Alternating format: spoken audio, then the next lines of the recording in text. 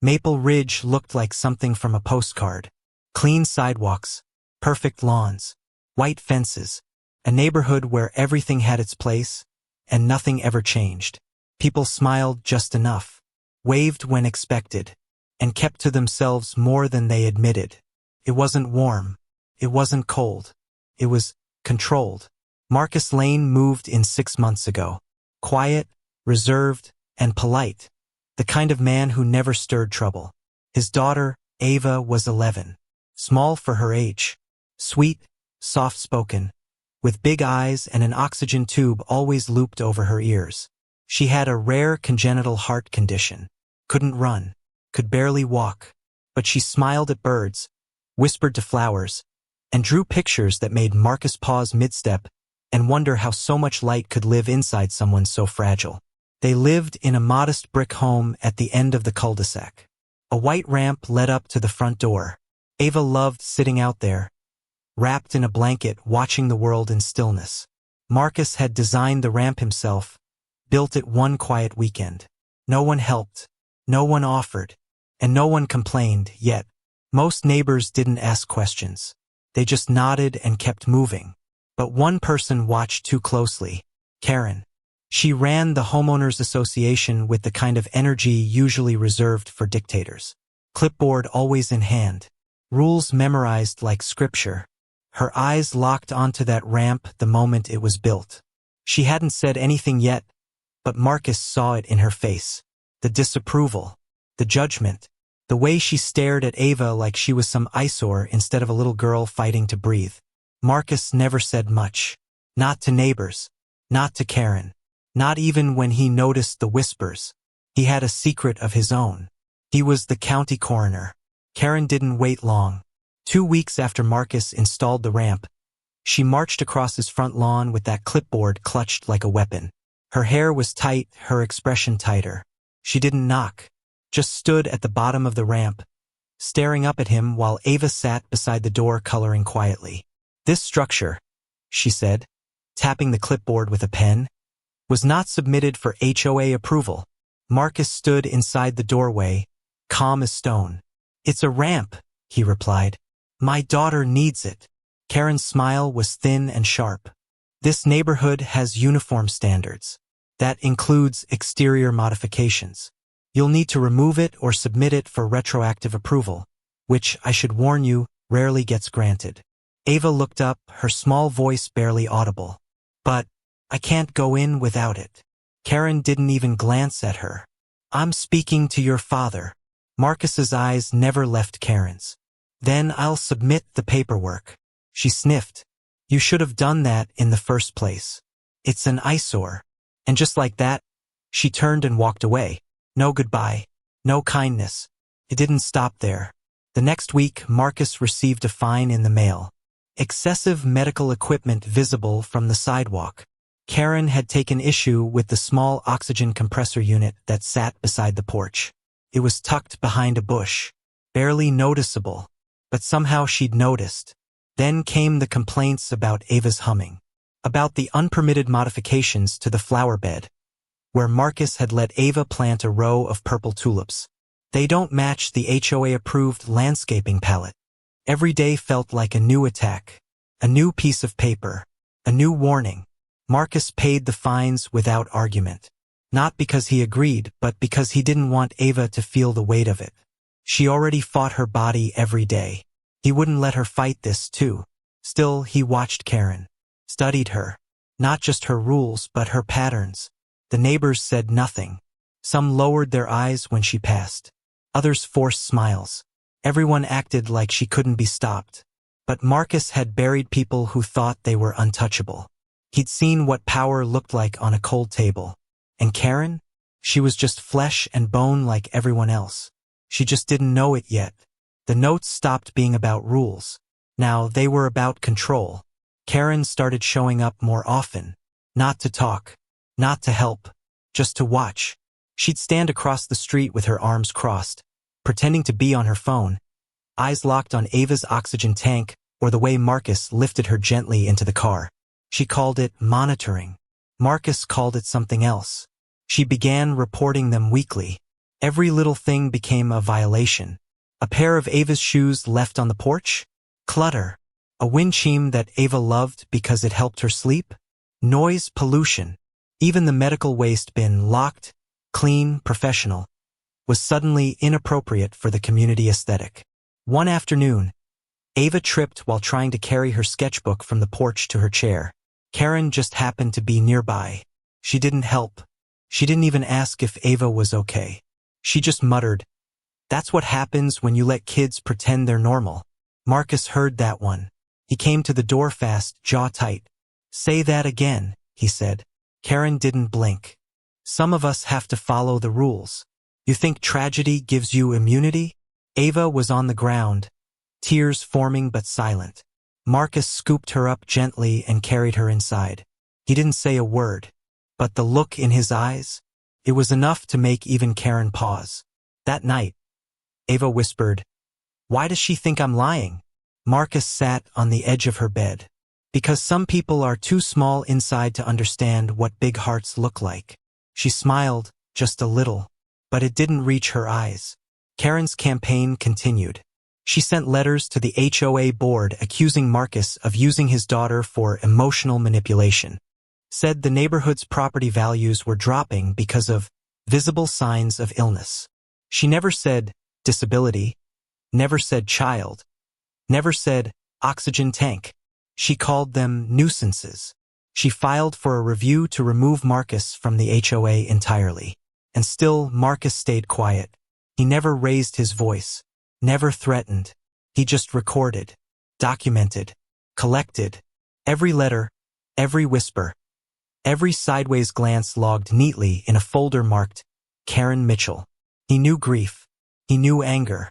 But most of all, he knew patience. Because patience, when you're a coroner, is what makes justice certain. It happened on a Tuesday. The sky was unusually gray, and the wind pushed clouds low over Maple Ridge, as if the weather itself was holding its breath. Ava didn't come outside that morning. Her chair was empty, the ramp untouched. No humming, no crayons, no sketchbook. Karen noticed. By mid-afternoon, she was pacing in her front yard. Then she was at the mailbox. Then at the end of Marcus's driveway. He didn't come out. The blinds were drawn. No sign of movement. No deliveries. No visitors. Then the ambulance came. Silent. No sirens. Just lights.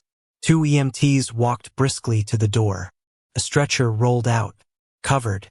Karen was already halfway down the sidewalk, hand on her chest like she was preparing to faint from sympathy.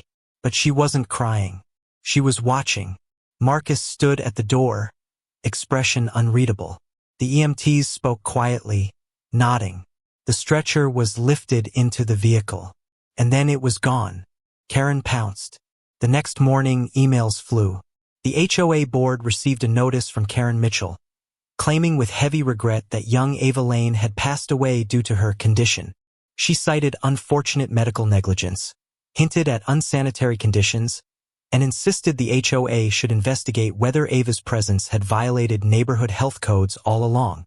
And then, somehow, documents began to surface. A death certificate, donation forms, claims to a local charity relief fund supported by HOA dues. Karen submitted Ava's name to the Neighborhood Compassion Grant Program, a fund created for grieving families.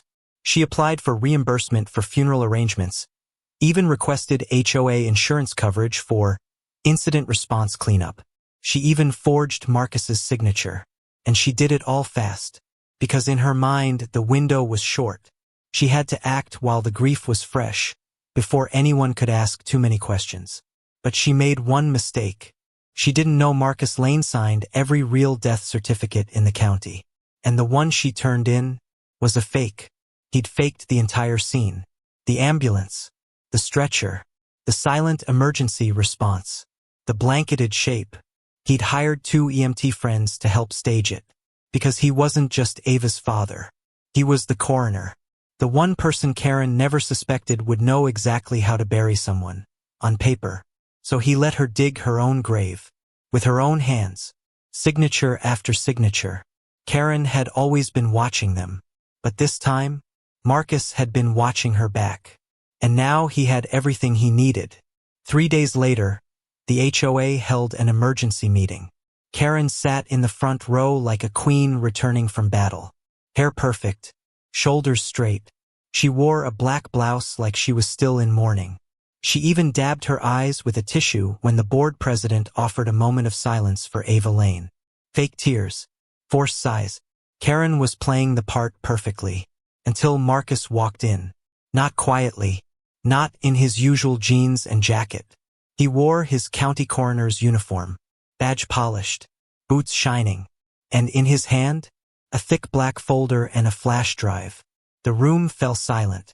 Every head turned. Karen's fake sobbing stopped mid-sniffle. He walked straight to the front, placed the folder on the board's table, and plugged the flash drive into the projector. "My daughter," Marcus began, his voice level, "is alive," gasped. One woman dropped her phone. Karen's mouth opened, but no sound came out. Marcus clicked. The projector screen lit up with the first image. Ava, wrapped in her purple blanket, smiling at the camera. Dated. Time-stamped. Recorded the night after the incident. Karen jumped up. "This is some kind of trick. She's at home. Drawing." Marcus cut in, voice ice cold. "And she's very much alive." Click. The next image. The forged death certificate. Issued by a hospital Marcus never used. Signed by a doctor who'd retired 2 years ago. Karen's handwriting on the application. Her bank account information on the insurance claim. Click. A recording of Karen's phone call to the charity fund. "Yes, the poor girl passed suddenly. I'm just trying to help the father manage expenses. He's devastated." Click. A scan of the form she forged with Marcus's name, except the signature didn't match any on record, and Marcus had already filed a fraud alert before she submitted it. "I documented everything," Marcus said, turning to the board. "Every email, every phone call, every lie." Karen's face drained of color. "This is harassment. You tricked me." "No," Marcus replied calmly. "I exposed you." The board sat frozen. One member finally whispered, "Is this criminal?" Marcus nodded. "Fraud, forgery, identity theft, abuse of public funds, attempted exploitation of a minor." A silence fell so deep, the air felt heavy. Then a voice from the back. "You monster." Karen spun, wide-eyed, desperate now. "I was trying to help. He was falling apart. I thought Ava was gone. You filed for $30,000 in benefits under a dead child's name," Marcus said flatly. "Whose death you invented." The board chair cleared his throat. We need to vote on removal." "No," Marcus said, stepping aside. "You need to call the police." Karen turned to run, but 2 deputies were already walking through the door. Karen froze as the deputies approached. Her hands lifted halfway in surrender, trembling. Her face had gone ghost white. All that smugness, all that control, gone in an instant. One deputy took out handcuffs while the other read her rights. "You have the right to remain silent. Anything you say." "This is a mistake," she shrieked. "He set me up. He lied. He faked it." Marcus didn't flinch. He just stood there, arms crossed, watching her unravel like a cheap suit. "You're right, Karen. I faked something. I faked letting you get away with it." The room watched, silent, as the cuffs clicked shut. She thrashed once, but it was useless. The deputies were calm, professional, like they'd handled people like her before, people who thought the rules didn't apply to them. As they led her out of the clubhouse, someone clapped. Then another. A few neighbors stood. Quiet, slow applause. It wasn't joy, it was relief. Like the neighborhood had finally exhaled after holding its breath for too long. The board remained seated, stunned. Marcus turned to them. "You allowed her to act unchecked for years. You gave her power, and she used it to harass my daughter." The board president stammered. We didn't know. You didn't ask," Marcus replied. He gathered his folder and walked out, head high. By that evening, the news had spread beyond Maple Ridge. A local station ran a piece. HOA president arrested for faking child's death. Karen's mugshot flashed across screens. Her mouth open, eyes wild. She was charged with multiple felonies: fraud, forgery, identity theft, and attempted exploitation of a disabled minor. The DA called it one of the most heartless scams we've seen in years. Bail was denied. Marcus watched the coverage with the volume low. Ava curled beside him on the couch. She looked scared, Ava said softly, pointing at the screen. Marcus smiled faintly. That's because she finally realized something. What? She messed with the wrong family. Ava leaned against him, her small hand finding his. And for the first time in weeks, Marcus let himself breathe. Karen Mitchell never returned to Maple Ridge. Her trial made headlines, but Marcus didn't attend every day. He testified when needed, calm, professional, precise, just like at work. But this time, the case was personal.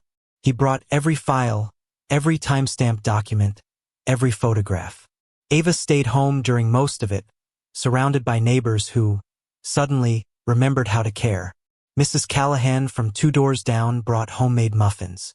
The kids who used to avoid her now knocked on the door with board games and coloring books. One even offered to trade his favorite action figure for one of her drawings. Ava politely declined, but she smiled. The judge didn't hold back. Karen was found guilty on all counts and sentenced to 5 years in state prison, with additional restitution orders. Part of the money went to cover legal costs, and the rest, almost poetic, was ordered to fund accessibility improvements in Maple Ridge. Karen's house was foreclosed. Her name stripped from all HOA documentation. Her rulebook burned literally. During a quiet backyard barbecue hosted by some of the very neighbors she once fined for overly bright seasonal lights. As for the HOA, it changed.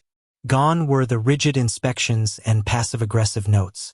A new board was elected, this time with actual compassion. One member even came to Marcus privately and apologized for not stepping in sooner. Marcus just nodded. He wasn't the kind to hold grudges. But he didn't forget either. He built Ava a new ramp. This one was wider, smoother, and painted bright purple, her favorite color. Some neighborhood kids helped with the final coat. They got more paint on themselves than the wood. But Ava clapped and laughed through it all. "You think it's too bright?" Marcus asked, playfully squinting at the sunlight bouncing off the fresh paint. Ava shook her head. "It's perfect." They spent more time outside after that. Drawing, playing cards, watching clouds. The air felt lighter, the silence softer.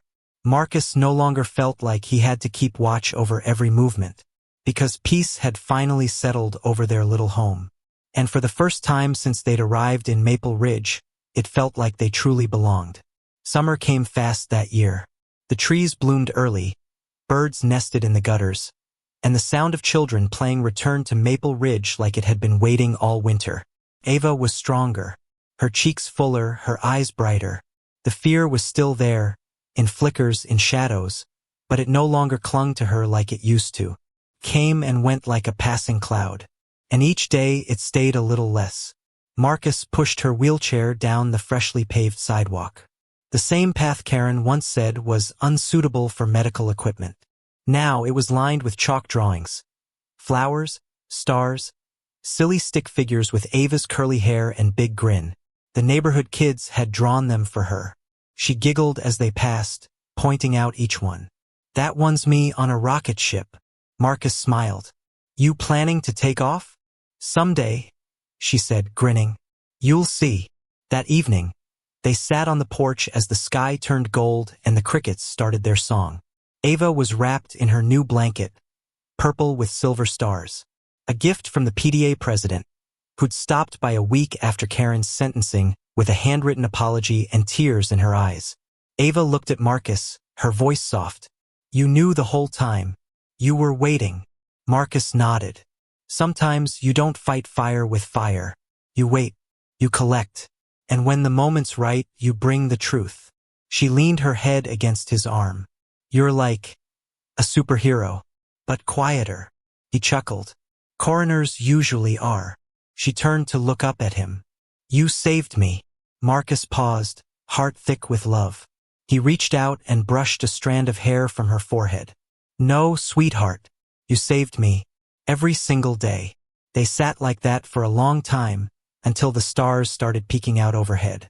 And down at the end of their driveway, the ramp stood bold and purple, shining under the porch light. Not just a ramp anymore. A symbol of survival, of love, of a little girl with a big heart, and a father who would tear the world down, one quiet move at a time, to protect it.